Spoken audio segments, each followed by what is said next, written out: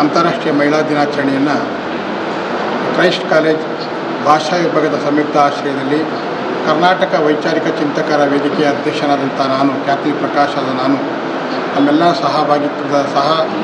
ಸಹಭಾಗಿತ್ವದಲ್ಲಿ ಒಂದು ಕಾರ್ಯಕ್ರಮವನ್ನು ಒಂದು ಕಾಲೇಜಿನ ಆಶ್ರಯದಲ್ಲಿ ಒಂದು ನಡೆಸಲಾಗಿತ್ತು.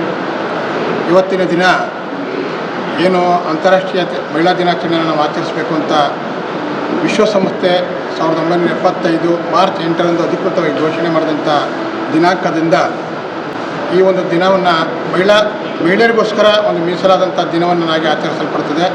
ಹಾಗಾಗಿ ಇವತ್ತು ನಾವು ಈ ಒಂದು ಸಂಸ್ಥೆಯಲ್ಲಿ ಮಹಿಳಾ ದಿನಾಚರಣೆಯನ್ನು ಆಚರಿಸಿ ಮಹಿಳೆಯರ ಸಾಧನೆ ಮತ್ತು ಅವರ ಇರ್ತಕ್ಕಂಥ ಸಮಾಜಮುಖಿ ಕೆಲಸ ಕಾರ್ಯಗಳು ಮತ್ತು ಸಮಾಜದಲ್ಲಿ ಅವರು ಏನು ಸಾಧನೆ ಮಾಡಿರ್ತಕ್ಕಂಥ ಅನೇಕ ಮಹಿಳೆಯರಿದ್ದಾರೆ.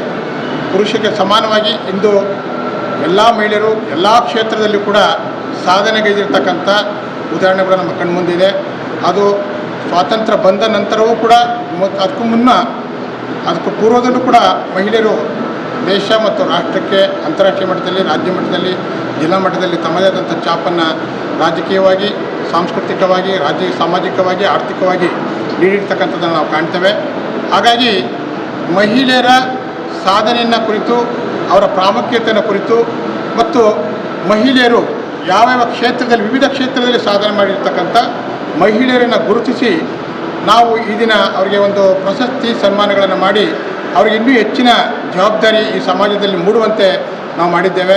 ಅವರು ಪ್ರಶಸ್ತಿಗಳನ್ನು ಸ್ವೀಕರಿಸಿದಂತಹ ವೈದ್ಯಕೀಯ ಕ್ಷೇತ್ರದಲ್ಲಿ ಇಬ್ಬರಿಗೆ ಡಾಕ್ಟರ್ ಮಂಜುಳಾದೇವಿ ಪ್ರಾಧ್ಯಾಪಕರು ಹಾಗೂ ಮುಖ್ಯಸ್ಥರು KR ಆಸ್ಪತ್ರೆ ಮೆಡಿಸಿನ್ ವಿಭಾಗದಲ್ಲಿದ್ದಾರೆ. ಹಾಗೆ ಡಾಕ್ಟರ್ ರೇಖಾ ಅರುಣ್ ಪ್ರಸೂತಿ ಮತ್ತು ಸ್ತ್ರೀರೋಗ ತಜ್ಞರು. ಅವರು ಕೂಡ ಗಾನದಲ್ಲಿಯೂ ಕೂಡ ತಮ್ಮ ಹೆಸರನ್ನು ಸಂಪಾದನೆ ಮಾಡಿರ್ತಕ್ಕಂಥದ್ದು, ಛಾಪನ್ನು ಮೂಡಿಸಿರ್ತಕ್ಕಂಥ ಆ ಇಬ್ಬರು ಮಹಿಳೆಯರಿಗೂ ಕೂಡ ಗಾನವೈದ್ಯ ಪ್ರಶಸ್ತಿ ನೀಡಿ ಇಂದು ಪುರಸ್ಕಾರವನ್ನು ಮಾಡಿದ್ದೇವೆ.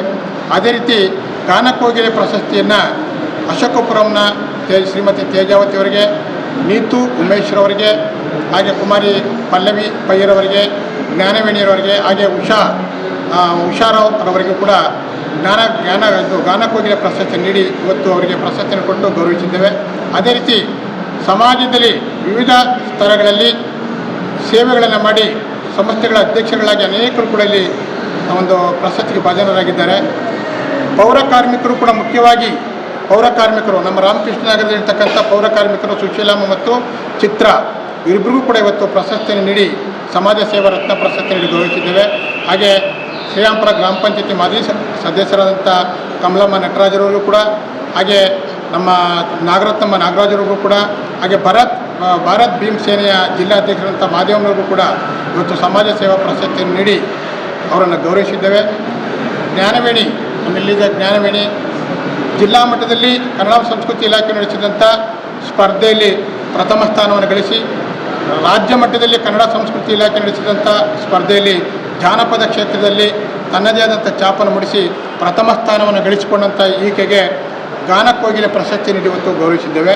ಅಂದರೆ ನಮ್ಮ ವೇದಿಕೆ ಮತ್ತು ಪರಿಷತ್ತಿಂದ ಯುವ ಪ್ರತಿಭೆಗಳಿಗೆ ಮತ್ತು ಯಾರು ಸಮಾಜದಲ್ಲಿ ಸೇವೆಯನ್ನು ಮಾಡ್ತಾರೆ ಅಂಥವ್ರು ಗುರುತಿಸಿ ಆಟೋ ಚಾಲಕಿ, ಈ ಜಿಲ್ಲೆಯ ಪ್ರಪ್ರಥಮ ಆಟೋ ಚಾಲಕಿ ಅವರಿದ್ದಾರೆ, ಸೌಮ್ಯರು ಬಂದಿದ್ದಾರೆ.